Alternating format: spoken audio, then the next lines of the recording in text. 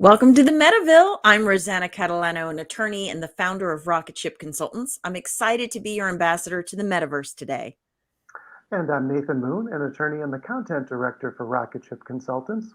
Our guest today is Tony Wild, founder and CEO of Wild Portals, a creative agency focused on augmented reality, the metaverse, and building utility into non-fungible tokens. Welcome to the Metaville, Tony.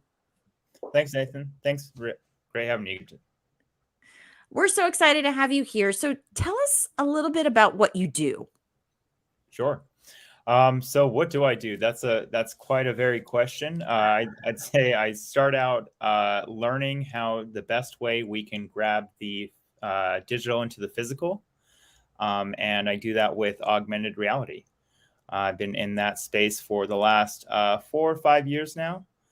Started early working and helping build Snapchat's Snap AR ecosystem as a lens creative partner with them. And then one thing led to another. And hey, you're pretty good at 3D development. You have an interesting team dynamic here. We'd like to work with you on this project. And next thing you know, I'm building out digital pizzas and pizza saver tables. So how is your work then part of the expanding concept of the metaverse? Sure. So, when I think about the metaverse, I think about, how we are interacting with people in this whole second reality, right? And while we're there, just like in this real reality, we need 3 dimensions at least to work within. And if we're running around just flat 2-dimensional images, right? Not nearly as exciting, not really as meta. But that's where I really like to try and bring in the 3D concept of it and think about how we can attach augmented reality development, 3D development, and building out some of these avatars, of these popular PFP projects into some of the best working IP that we can create these days. Because after I created this avatar in AR, before we even move them into the metaverse, we can actually explore and live stream and build an audience off of just regular streaming. I want to ask you a bit about what pulled you into augmented reality, but I think before we go there, I should probably have you explain a bit to our audience, because our show is really built for people that are unfamiliar with all of these concepts. What is sort of the difference between virtual reality, augmented reality, and sometimes some of those other concepts we hear like mixed reality or extended reality? Like what that is, and then tell us why you're interested in the augmented reality portion of that. Absolutely.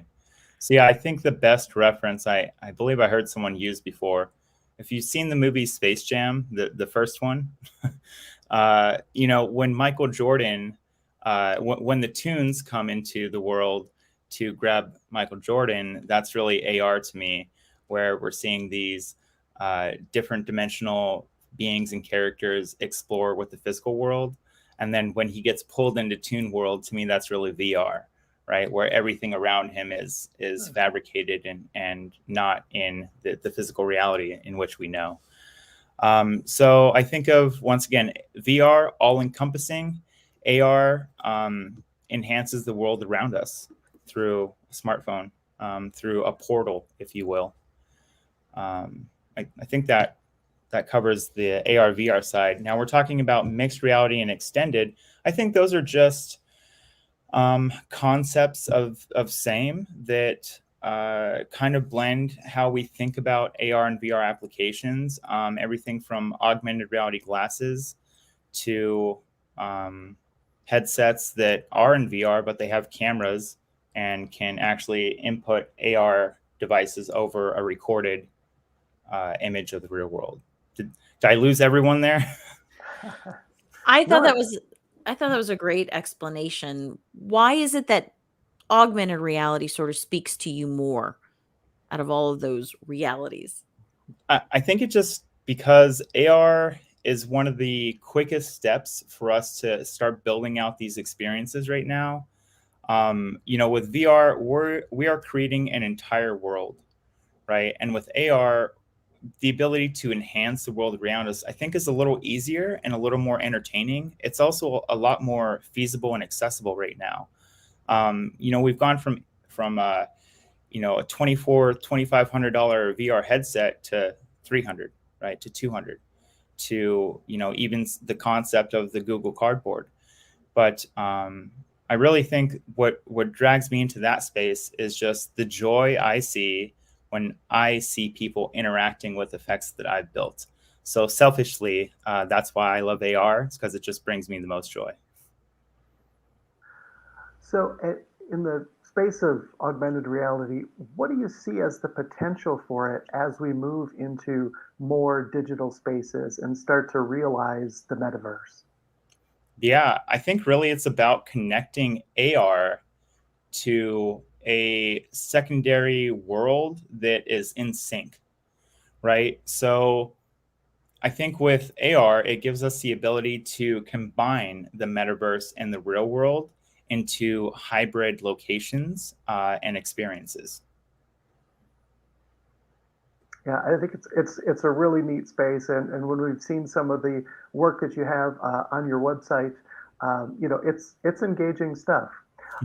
Let's take a quick break, and when we come back, we want to learn more about Web3 and the hot topic of NFTs.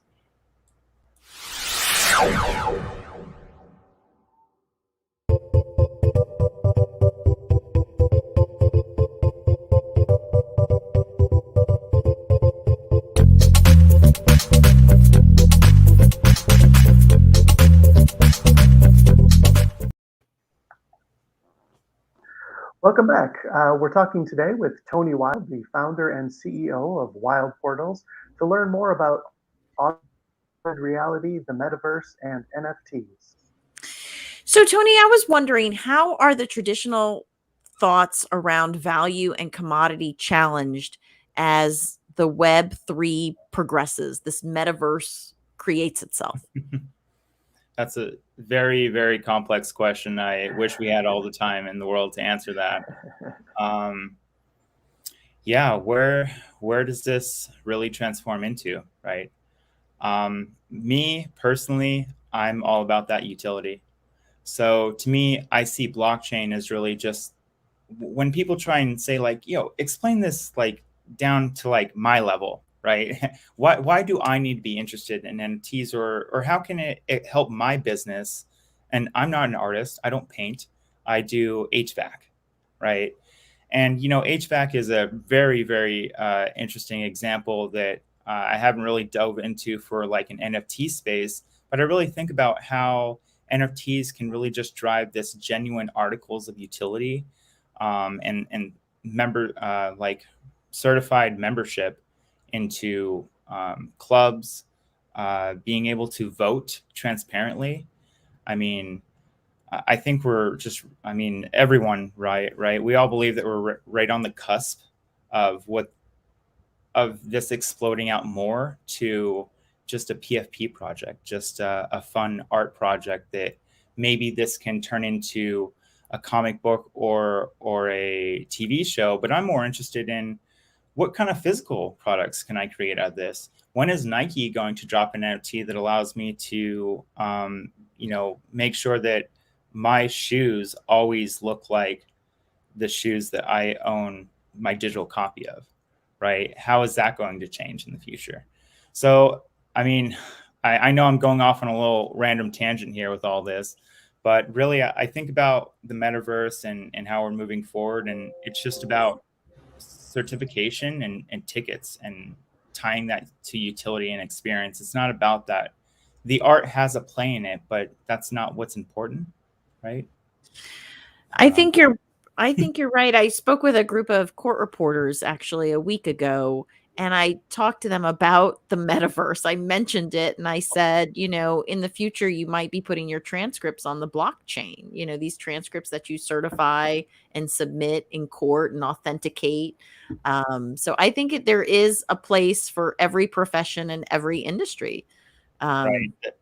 It's crazy, right? Because the most exciting things are really the most boring things right now. That's why it's so hard to wrap around like what is this capable of? Because just like you said, being able to put your transcripts on the blockchain, I mean, hey, doesn't couldn't that verify the vote of a judicial federal Supreme Court order in the future, right? I even think about taking that, like I said, back to a voting transparency issue. ENS dropped their token, Ethereum name service, the ENS token, and that just governs their constitution, right? How they write the protocol. Terribly exciting, but to a lot of people, it's just kind of right over their head right now. Right.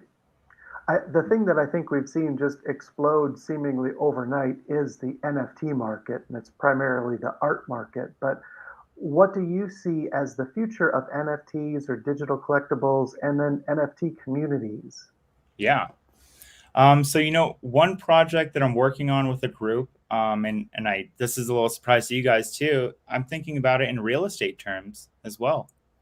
So, one part is thinking about it in real estate terms. How can we sell real estate and land development on the blockchain? Another is I'm working with an MMA organization named Titan FC. And with Titan, we're trying to create digital fighters that the fans can have greater experiences with when they go to these events and these fights. So fighter meet and greets, a fighting game, seeing their fighter on the shorts or on the fight canvas. Those are really exciting things that we can tie in, even picking somebody out of the general audience and allowing them to sit at the VIP table. That's an experience that can be done time and time again just from the ownership of something. And that's where I definitely see things going, right? It's not about, and it takes everybody else playing its part, right? We see Twitter, I'm sure LinkedIn, there's a lot of these social platforms that are starting to put Web3 authentication in, right? Really proving that it's not just right-click save. This is legit Web3 access tokenized. Yes, I do own this, right? Right. So I have a question about you and I spoke before we went on air about a project you worked on called Rare Pizzas, and I'm putting the website across the bottom, and I'm wondering if you could explain to our audience what it is. Sure. So thank you. And yeah, Rare Pizzas was the very first NFT project that I had become a part of in the community. I learned about Rare Pizzas jumping into Clubhouse back in early February. I think back in January. And then I think around February is when it really kicked off for the project. But Rare Pizzas is a collection of not just one artist or two or 10, but over 315, I think, different artists. And each artist created either a crust or a sauce or a topping, right? I had the pizza table, so I just want to save that pizza, right? Make sure it doesn't get all messed up. But really, the goal of Rare Pizzas is that pizza should be free, So we actually created and generated 10,000 with this giant group, 10,000 unique pizzas and pizza boxes that 51% went to the artist, 49% went to the cause, and that cause was to deliver free pizza. So I believe we've raised at least 7 figures. I'm not at liberty to discuss the exact amount, but from that amount, we've actually given out free pizza. So if you go to rarepizzas.com, even right now, there's you can join. This is an ongoing thing. This isn't just 1 year. Every single year, we want to have the world's biggest pizza party. And that pizza party is really giving money to the pizza shops to create free pizza, paying them for their service with the stipulation that you give this pizza out for free. I think that is the real future of NFTs and how we feed everybody through the blockchain. I think that's a cause that Nathan, I know he's a pizza maniac. I think that's a cause he can get behind. Are there any other upcoming projects your company's working on that you want to share? Sure. So one thing that I'd like to just tease and kind of hint out there, if you do follow my socials, can be usually found at Tony Wild for the win. I'm working on a project that I can't really discuss too much, but it's how we can really take the digital and create it physical. And I'm talking about, I'll give a hint, I'll say ingredients. That's as much as I can say there. So from this project, I believe we can bring the community in and create a digital community, digital idea, build a community around a digital idea, and deliver a physical product from it. So more on that very soon. We'll have to stay tuned. Yeah, very fascinating stuff. So, Tony, how can our audience members get in touch with you or your organization? What are the best ways? Sure. So, I believe in Web3, we need to be transparent. I want to definitely be out there, and this is who I am. My name is Tony Wild. So you can find me on Twitter at Tony_Wild. My AR company is Wild Portals. You can see us at wildportals.com. And drop in, say hello. I'm here to educate and entertain. So say hi. I love that. Well, thank you so much for joining us today. We really appreciate it. Thank you, guys. It was really an honor and a pleasure. And go Metaverse. Go Metaville. Exactly. Well, let me wrap this up by saying our show discusses all topics related to the metaverse, and to suggest a guest or become a sponsor, reach out to us. Our emails will appear at the end of the show. And don't forget to like or subscribe to our show. And of course, share it on your social media channels. Signing off from the Metaville, I'm Rosanna Catalano. And I'm Nathan Moon. Join us next time on the Metaville to be ready for what's next.